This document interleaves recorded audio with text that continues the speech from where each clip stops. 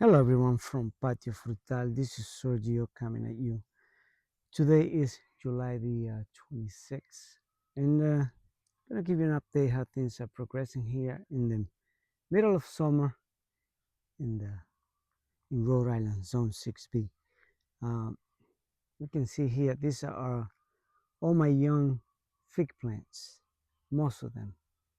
They're about 44, I believe, in this area, and not many of them are producing because it's a younger plants. As you see, they're starting to to develop themselves.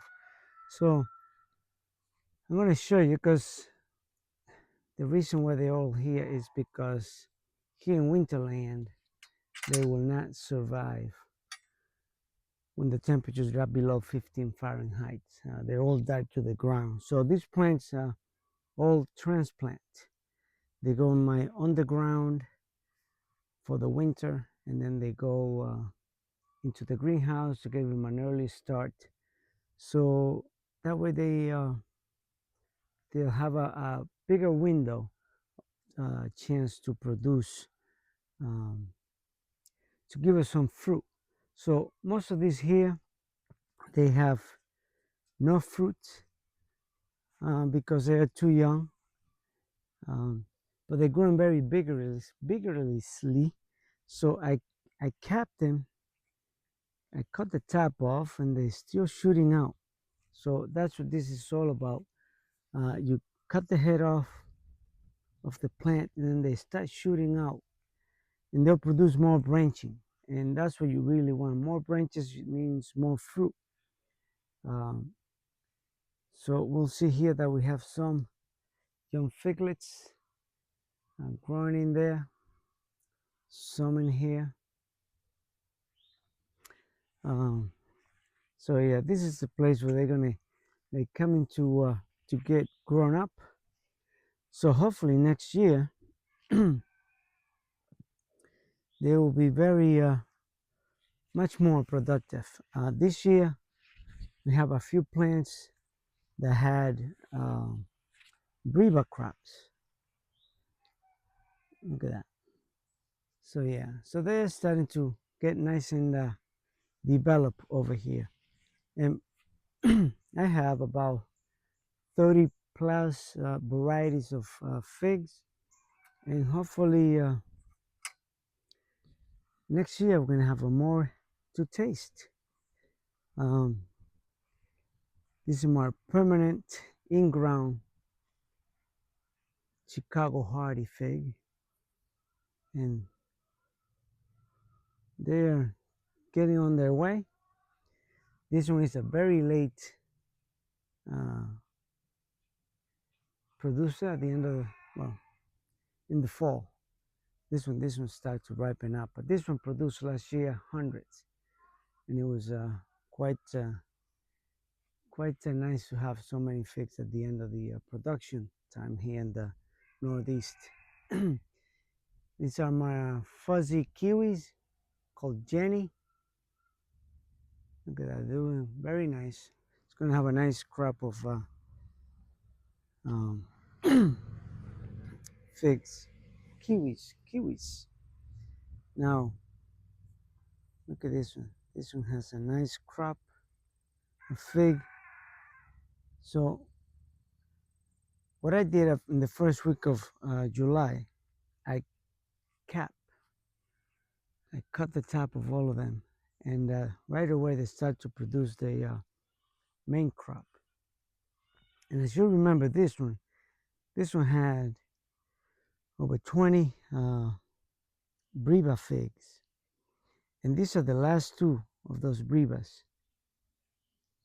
Yeah, they're still covering there because I don't want bugs to get into it. It was raining yesterday, so they start to develop a little bit of a crack, but they'll be protected there. Uh, and those are the last two of, yeah, kind of forgot the name of it. And see if I remember by looking at the tag. These are called Ischia figs. It's an Italian fig. And then I also had the Violet de Bordeaux, which both of them are very similar, both in taste and looks. So these are the main crops. These are babies. I know they look big in camera, but these are only almost an inch in thickness, and so on. So now we got the new other plants right next to it, and I don't know their name because my plants, they get moved every year when I put them in ground as they come out of the root cellar. Well, they get new places. And I hope you can see, look at that. These things are loaded, starting to get preloaded. And anyway, so having those last figs, we're going to move on because we have a lot of figs here. This is my road of fig, which is called Figaro. As you can see, it's like a road. My grandson comes with his electric car through this road. He's the only one allowed. Anyway, so this one here was my large fig magnolia. And the breva fig only had two. One of them was not that good, but the other one, the bigger one, was perfect. And it was 140 grams of fig, which was delicious and good size. So keep on backing away from the Figaro. Now we're gonna go. Look at this, more figs, unbelievable. So we're gonna go to my new garden that I made back here, and I still haven't made the gate yet. This is the entrance to my new garden. I want you to see how good this garden is. In 1 month of time, well, actually 5 weeks. Look at this is looking. I think it's looking fantastic. I mean, this plants the corn at about close to 3 feet in height. See the corn? So it's the native style, Native American style of planting. It's called the Three Sisters. Consists of beans, corn, and squash, and they are all together in the same area. So I have other things, by the way, like I have tomatoes that are doing perfect, and I also have this ground cherry right there. So the ground cherry, it's called ground cherry because when they get ripe, you see how it's turning a little yellow. It falls on the ground, and that's when you pick them. And then they have this little husk. See, look, it's a. Oop, I lost that one. Anyway, so there you go. So this is the cherry, and when you eat them, they taste like, at least this one do. They taste like orange and pineapple juice together. These are the ground cherry, and this one, they reseed themselves. I had in here, I still have. This is from last year because I had a plant over here in this area when I had my the the figs that I showed you at the beginning of the video. They were here last year growing up. So that's when I decided to expand this area here. By the way, all this area, well, 60% was virgin. There was never nothing grown here. We're at the edge of a forest, as you can see. Uh, so, because from here on, it's all woods, I mean, forest. We here in Northeast call it woods, but it's really the forest. And so from there on, it's just forest, and then there's a park. So it's beautiful nature back here. So therefore, I have to put this fence up because in nature there's a lot of animals, and deer will love to get their lips on all these young beans, and also the chickens are making a nice background sound, which is that they are right next to it. So that's where my chickens are, all enclosed, because otherwise the hawks will come in and grab some of them, and also the other non-flying wildlife that like to visit the area. So, but anyway, so we got beans, we got the squash, these are zucchinis, and we got some Guatemalan not bean, squash, Guatemalan squash, which is supposed to be very good, good and sweet. I want you to see that the beans are already flowering. Yesterday we had temperatures of 100 degrees Fahrenheit, and it was so humid. Then it rained. We got 3/4 of an inch of rain in a very short time. So it was great to get that rain because now all the ground is completely wet. So this is that garden doing very well. Squash growing everywhere. We have a lot of flying bees, and also my Guatemalan squash are also producing um, squash already. But they're not gonna get in there because then I'll end up stepping on some plants. So as it is, this is how nice it's doing. Uh, this virgin garden here. So it's called the Three Sisters. I call it the Three Sister Garden. So I'm gonna go get out of this area, and we're gonna come by, get away from these cackling chickens, and I'm gonna show you how the pawpaws are doing. This is my this pawpaw come from a seedling in runners, and I want you to see that they are producing for the first time. Some of this I hand pollinated. Uh, Therefore, in this lower section here, I want you to see. Okay, there you go. Because they get covered, you can't see them too well. So in this lower area, I did some hand pollination, and I would say like 70% of the fruit that you see here.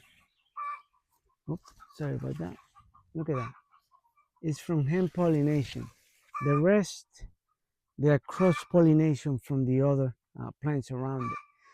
And I didn't want to just let nature do its thing. I wanted to help it out because there was so many flowers, and I figured that if I didn't do it by hand, some of it, I wasn't going to get much, and it was a tremendous amount, so I didn't want to waste not getting any. And I did get some from cross pollination, but we'll see what happens. So this here, it's two Asian pear that I have here. This one, it's covered. I'm gonna have to bag them because they're midway to, in growth. So if I don't bag them, then the hornets will start to do the damage. See, I put some bag on this one. So I have to be proactive since I don't like to be spraying too much. In the springtime, I'm forced to spray because when they are barely coming out, seems like every bug wants to make a mark. See that little dent there? That was from the early spring. Um, so I have to produce, not to produce. I have to spray something in there. So so this is a uh, Hasui Asian pear, and this one here is a Korean giant, and this they're right next to each other, only maybe like 6 or 7 feet apart. But you see, I put my traps here so I can catch some of the critters that like to come and mess up with my fruit. Because otherwise you'll have a lot of fruit, but they're going to be just damage. Uh, So we're gonna bag all these babies because these Hasuas, they're not big pears, but they are very, very sweet. So I'm gonna have to bag them up. This one is my brown turkey fig. This one was gifted to me. The person that gave it to me did not know what variety it was, so I had to uh, plant them in different place. I had them in a place over there, but it was too close to my kiwi vine, so she wasn't getting enough nutrients. Um, so she wasn't surviving all that well. So I moved it some 20 feet away, and now she's in a sunny spot, and she get plenty of solar energy, and she gets enough nutrients from all this compost that I got under it. Because you see down there in that blue bucket there, oh, the flower pot. There's compost, there's organic stuff that I put in from all my kitchen, organic stuff, and she's doing pretty well. This is the first time. Last year she produced about 10 figs for the first time. So this year she's on her way to produce quite a bit. Um, this one here is my jujube tree. This one is a chantilly jujube. Um, I honestly don't know the reason why she's not producing. She had lots of flowers, as you see there. She still has some flowers, but none of them have get cross-pollinated. I have this one here. Probably come from the rootstock of a sea. Let me see. I don't remember names of that. It's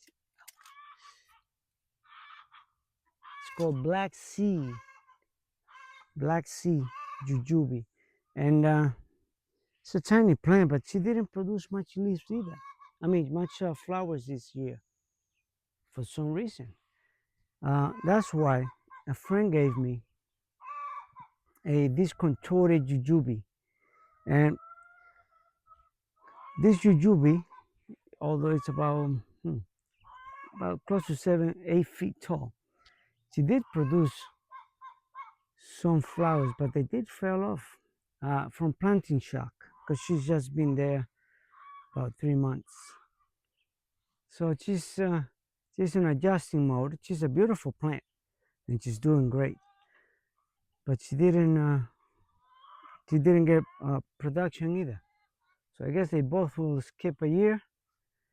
This one is another jujube that I planted here, and this one is a lang jujube, but she's a baby. She's only 2.5 feet tall. And she's right next to the chantilly. So she's the cross pollinator, but then I got the other one as a gift.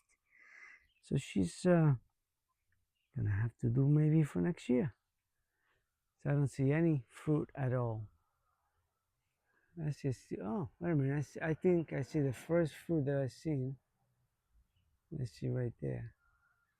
Then that is the first chantilly fruit that I see on this plant. There was two of them last year, but they kind of died out at the end of it and they never made it.